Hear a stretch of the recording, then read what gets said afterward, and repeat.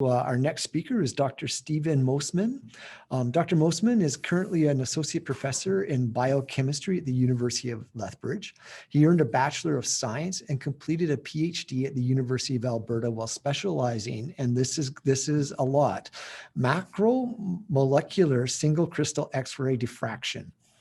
I think different. Did I get that? Okay, we'll just go with that. Close enough. Following his PhD, he completed the postdoctorate fellowships applying for single crystal X-ray diffraction to rational drug design projects at the University of Alberta and the University of British Columbia.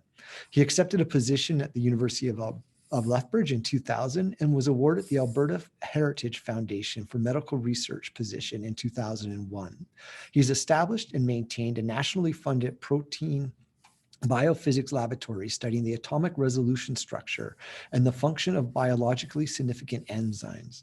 Born and raised in the Edmonton area, his father was a tradesman and his mother was a homemaker who eventually started and maintained a small business until she retired.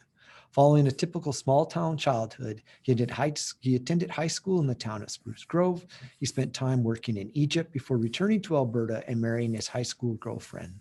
Together, they raised two sons and share the joys and sorrows of life. Stephen's last lecture title is called Dealings with Adversity. And Stephen, the floor is all yours. Okay, hopefully my sound is working just fine. Yep, we definitely can hear you. Okay, thank you very much. I'll start out by pointing out that very clearly the personal and professional bio points me out as being a science nerd, and that's the complete and accurate truth. I'm going to start out by congratulating all of our graduating class. I'll say that for you, it's truly a last lecture, provided you get through your final exams. And I do want to bestow best wishes going forward. I also want to congratulate any students that might be in the audience that have completed another year successfully. And of course, I'll thank both the organizers and various members of the audience who've shown up. Very much like, Brendan, I suspect there was an agenda involved in my invitation to give this talk. And I suspect it has to do with the fact that my family and myself have faced a large number of challenges throughout our lives, and we continue to face challenges. And we're still standing, and I'm here, and I have a functioning and happy family.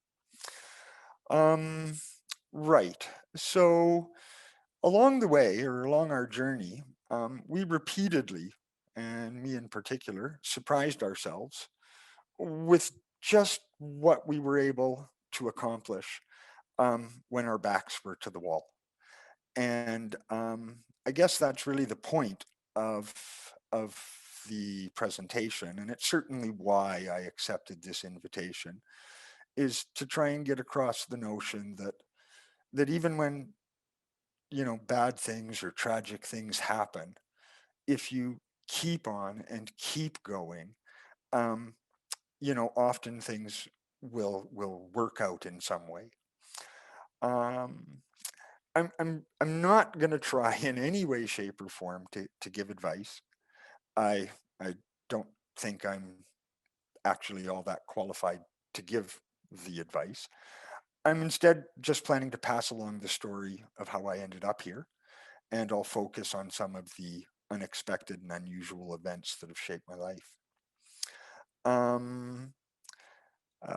I do anticipate that I by design made the lecture just a teeny bit short because I thought there might be a fair number of questions, and hopefully that plays out well. Well, I kind of gave a little bit of a personal bio that Jason read out before the start of this presentation. But the only thing I'd like to add to that is that I actually, I was a student who did well at school. I showed a lot of interest in math and the science, a lot more interest than I did in other topics. That's certainly true. And I did have vague plans from very early on to go to university, which was quite odd for my family. They never ever discouraged me in any way. However, I was definitely challenged on why, in fact, you'd want to go to university. And I certainly believe it's one of the wiser decisions I've made in my life. Now, we all talk about having plans, and I think several of the presenters have already mentioned the notion that having a plan is really not all that closely related to what happens in one's life. And the same is the case for me, and it started pretty early. Before I ever finished high school, I had a unique opportunity, me and several friends, and that opportunity was to go and work and live in Egypt for a period of several years, and see what we could make of it. And the notion of a grand adventure, I have to say, was an intoxicating and immensely appealing idea to a young fellow like myself. And both me and my friends invested a lot of time and energy trying to convince our parents that this was not a disastrous mistake across the board. We ultimately were able to convince our parents, and we all dropped out of school and headed off to Egypt on a sort of grand adventure. And I'm not really going to talk a whole lot about the grand adventure that was Egypt, other than saying that even today, I believe living in a foreign culture, and I mean living in, not just visiting, but living in a foreign culture, is likely the most valuable experience I've had in my life. It was incredible, and it changed my perspective and who I was in so many ways by making me sensitive to frankly many of the issues that have come to the forefront much more recently, in my life. And things like dealing with minorities, or being in a minority, opportunities that people have to build a life, and so on and so forth. And certainly that was the biggest thing I took home from Egypt, was the disparity in opportunities for a 17, 18-year-old Canadian boy and the opportunities available to an equivalent 17 or 18-year-old Egyptian boy. They were just so wildly different that really at that point in my life, I made a pact that I wasn't gonna, you know, throw away the opportunity that I had been given by being born and raised in Canada. Right. Turns out I so loved that foreign experience that it was my plan at that time to continue on with it. And of course, if that plan had been successful, I'd never be here. Um, and I didn't know it at the time, but my so-called grand adventure ended when the Egyptian president of the time was assassinated, and as a result of political turmoil, the overseas jobs that we had been involved with were thrown into limbo. Um, and so at that point, we sort of were in a holding pattern, wondering if our jobs would ever come back. And as is the case for many young people, um, you meet a girl in this case, or a guy, and things change. Your priorities adapt. What becomes important, uh, what is important now is different than what used to be important. So, yeah, over the next years, I met a girl, and I started attending night school to catch up on some high school that I had missed. And ultimately, we started university. The big plan was to improve our opportunities at having a rewarding life, and basically everything was proceeding smoothly at that point. Now, It was our plan originally to have children following our university studies. And that's not the way it worked out. In fact, we became pregnant during at the end of my second year, and the child Matthew was born during the third year of my studies. And unfortunately, he was born with a very severe physical disability. He actually had an unknown prognosis and still has an unknown prognosis because, in fact, he was kept alive at birth by applying a new surgical approach to dealing with children who had similar situations as him. Up until this point, the pregnancy had been normal in every way, shape, and form. And it came as a complete surprise to us. We were blown away. We were crushed, both mentally and emotionally. Over the next sort of 6 months or so of our life, it was a flurry of surgeries, a roller coaster of intense emotions, as we tried to come to grips with the fact that our life sort of changed overnight and come to grips with what the prospects our son might have, were. To be honest, I don't really remember with a lot of detail that time, suggesting that I probably was in shock for the vast majority of the 6 month period. Now, we were able to muddle through the adjustment to parenthood, and the larger adjustment that's dealing with a disabled child. And there are support mechanisms out there, and I won't say there aren't. Um, but our experiences have been that the support mechanisms that are in place are just not as big as the challenges that young people or young parents face when you have a disabled child or a severely disabled child. Now, on a sort of feel good aspect, ultimately it's turned out that our son has exceeded every prognosis that's ever been given for him. And his life has turned out far, far better than the things that we feared, when he was young. Now, at the same time all this is happening, you're still trying to forge a career, and I'm in the middle of university. I've got 2.5 years invested, and my wife and I decided that it's probably wisest that I should try to complete the degree. And I did in fact do that and was able to complete the degree. I actually became a lot more focused and a lot more serious as an individual, which was very, very good for my GPA. And that's really all I'll say about that, other than we've taken our lumps along the way, and it has affected us. By the end of the undergraduate program, I'd actually done remarkably well over the last few years of my university, and to this day, I don't know how. Perhaps I was, burying myself in work to occupy my mind.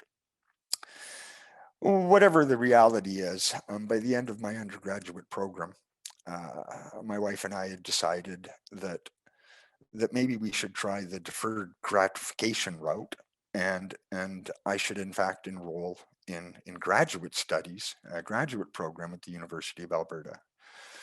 Now, this might be viewed as a somewhat unusual decision, and perhaps it is. I will say that at the end of the day, when we looked at the problem,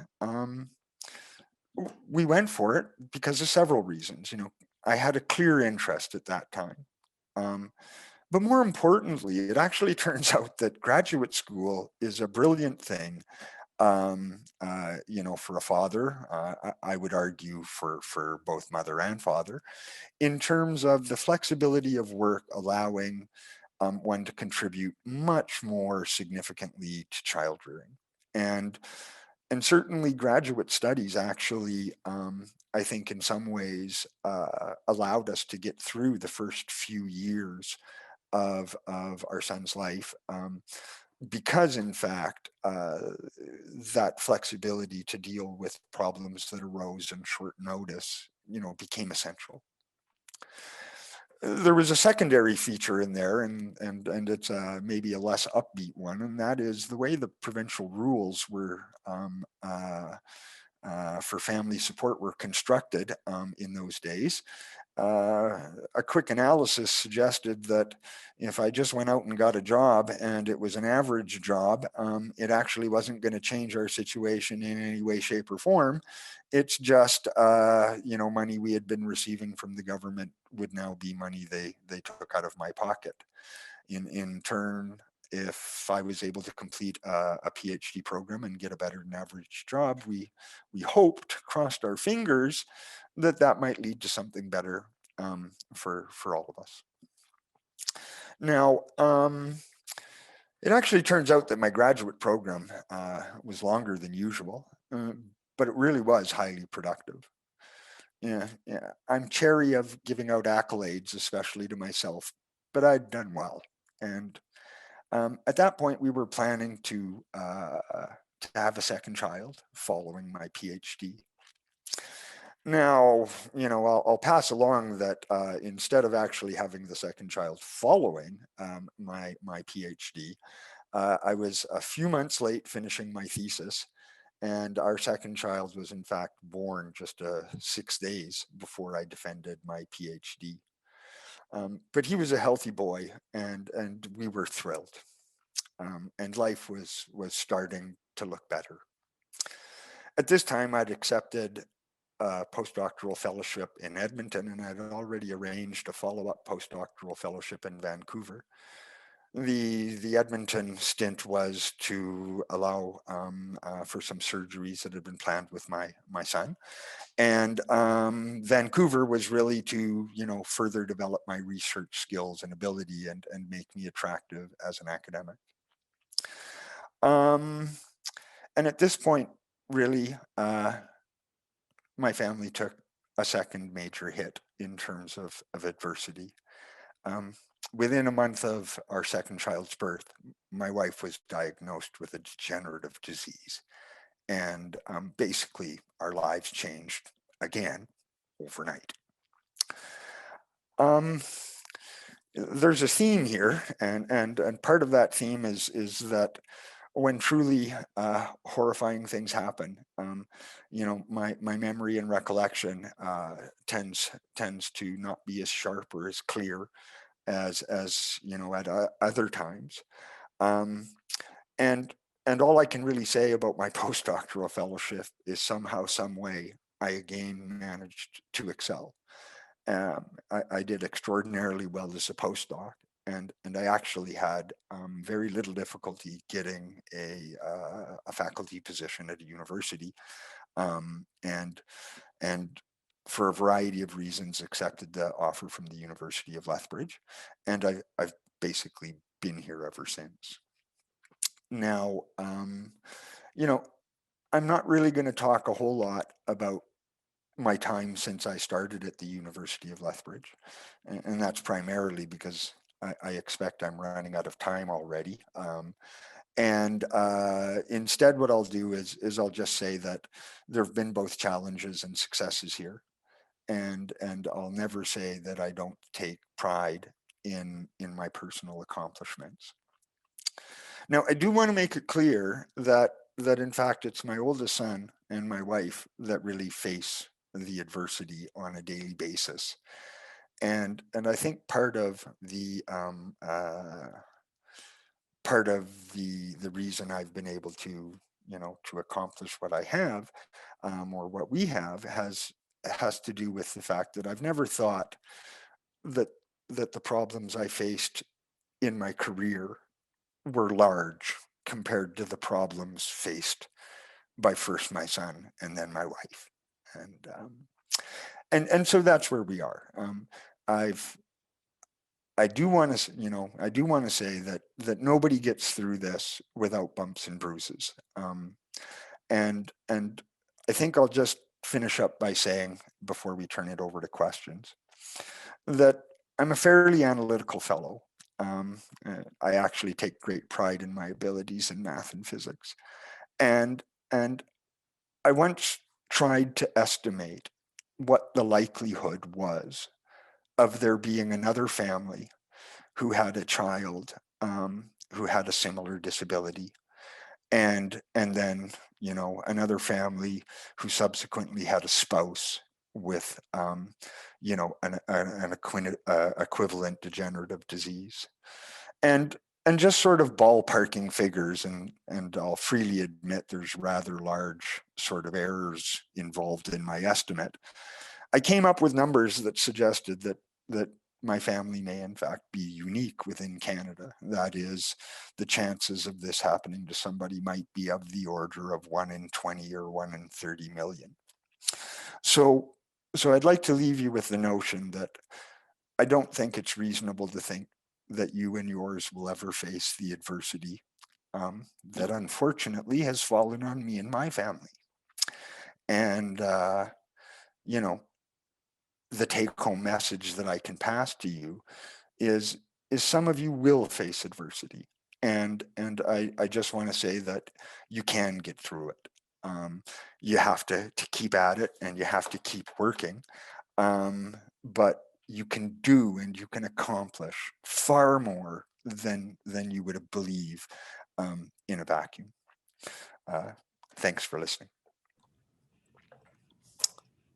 Well, thanks very much, Stephen. And I'm just going to start by saying that what you shared with us was a intensely, personal story, and I just want to thank you for taking that up, for doing that, for opening up yourself and being vulnerable like that, and sharing the story of your family and the adversity that they face. It's not every day that somebody's willing to put themselves out there like that, and so I very much appreciate the fact that you took time to share that, and so thank you.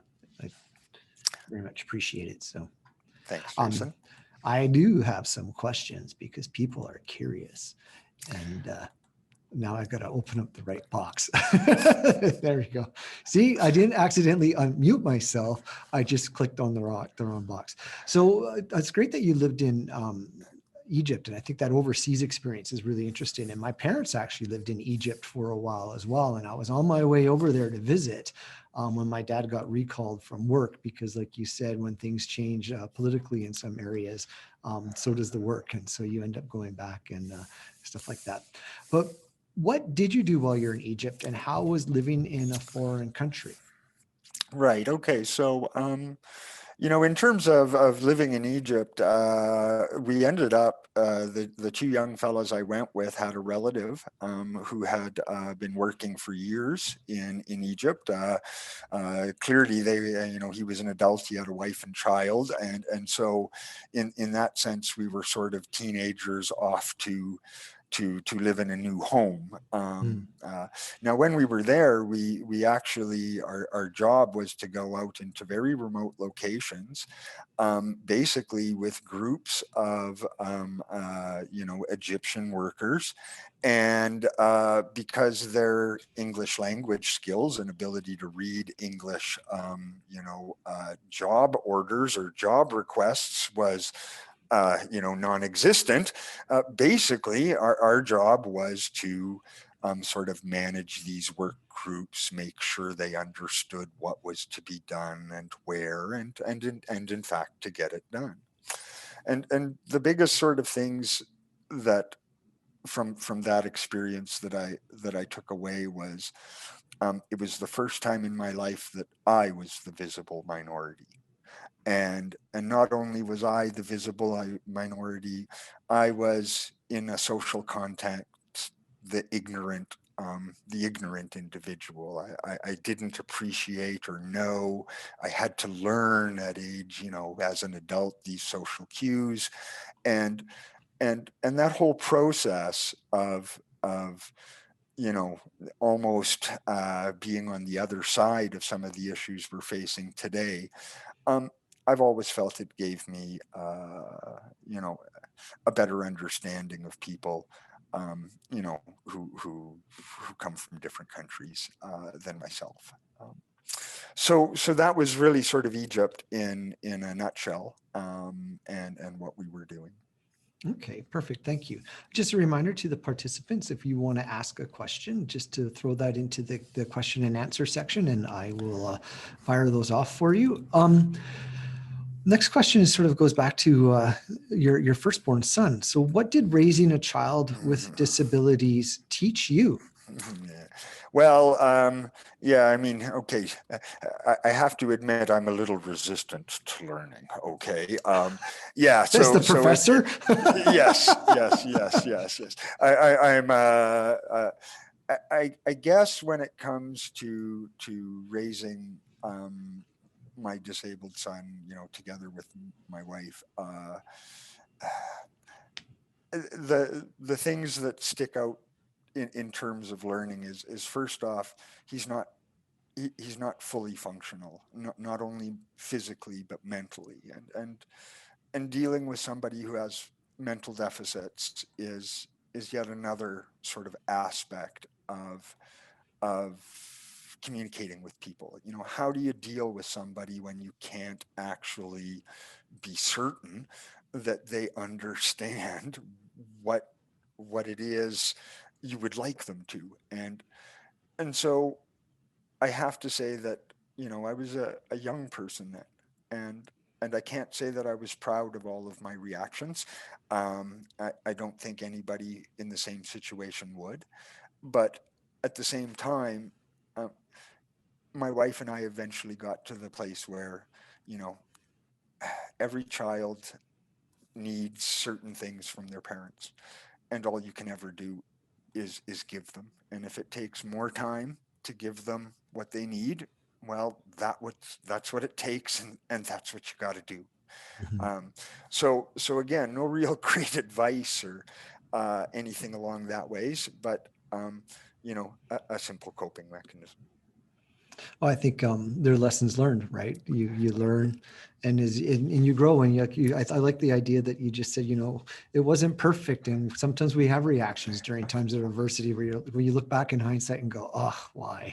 Oh, Why did well, I do that, or why did I say that, or things like that? till the day I die, my biggest single regret will be that we actually opted to go for deferred gratification, and sort of in going through graduate school and becoming an academic, with the unfortunate disease afflicting my wife. She's never, you know she never got to see the gratification part of the deferred gratification process. So we have a question here that says, thanks for sharing a remarkable story. Hope your family is doing as well as they can. Has the experience motivated you in the particular research that you're doing now? Right. Again, Well, the biggest question with 2 minutes left. So there you yeah, go. okay. You're welcome. Okay. I mean, I guess let's do a couple things. I'm fairly honest with myself with what I'm good at and what I'm not good at. And the type of research I do is very, very analytical. Um, the type of science that's associated with understanding um, a birth defect, and the kind of thing we're talking about is something that likely happens within, the first couple days of conception. So before anybody has any notion that they're pregnant. um, and and it turns out that we just don't understand the process in enough detail for the type of analytical mind I have to to add a whole lot. Now, um, so that's really a kind of long way of saying that I don't think the kind of science I do, despite it being medical in nature, is really the kinds of science that cures disease, or like the diseases that afflict my son and my wife. So in that sense, no. Now, I will say that in research terms, I've collaborated in a number of projects throughout my career involved in designing effectively medicines, whether they're medicines for people or whether they're agricultural reagents that protect plants from other pathogens. Um, that's the kind of work I do, but I'm very far from clinical and dealing with people.